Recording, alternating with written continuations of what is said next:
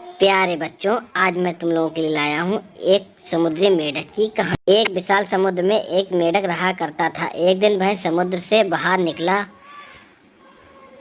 और फुदक फुदक कर इधर उधर घूमने लगा। घूमते घूमते बहुत दूर निकल आया। फिर वह जंगल में पहुंचा। जंगल में पहुंचते ही उसे कुआं नजर आया और कुएं की मुड़े पर चढ़ गया और कुएं में जा पहुंचा। के पानी में पहुंचकर उसे कई मेढक मिले, जिसमें एक उनका सरदार ने उससे पूछा, तुम कहाँ से आए हो?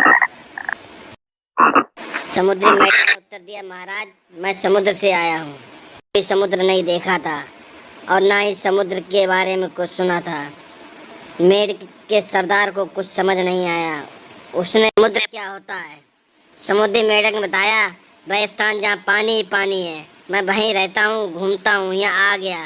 मेढकों के सरदार ने उत्सुकता से पूछा, कितना बड़ा होता है? समुद्री मेढक ने उत्तर दिया, बहुत बड़ा, जिसका अंदाजा लगा पाना बहुत मुश्किल है।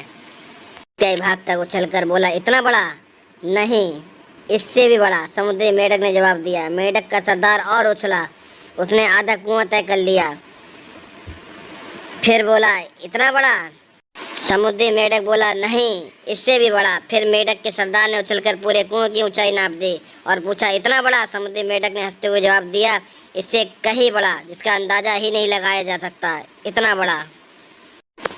ना मेढक का सरदार और ना उसके समूह के मेढक कभी कुएं से बाहर निकले। कुआं ही उनकी दुनिया थी। उन्हें समुद्री मेढक की बात पर यकीन नहीं हुआ। मेढक का सरदार कुछ देर तक चुप रहा तो समूह में एक मेढक बोला, सरदार, ये झूठ बोला, हमारे कुएं से विशाल जगह कोई नहीं हो सकती है।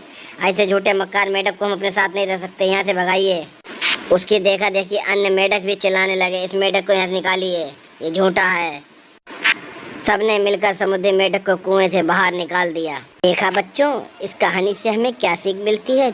जीवन में अक्सर ऐसा ही होता है, जिस चीज को हमने कभी न देखा उस पर विश्वास करना मुश्किल होता है। इसलिए हम लोग सफल होने का विश्वास भी नहीं कर पाते अपने ऊपर।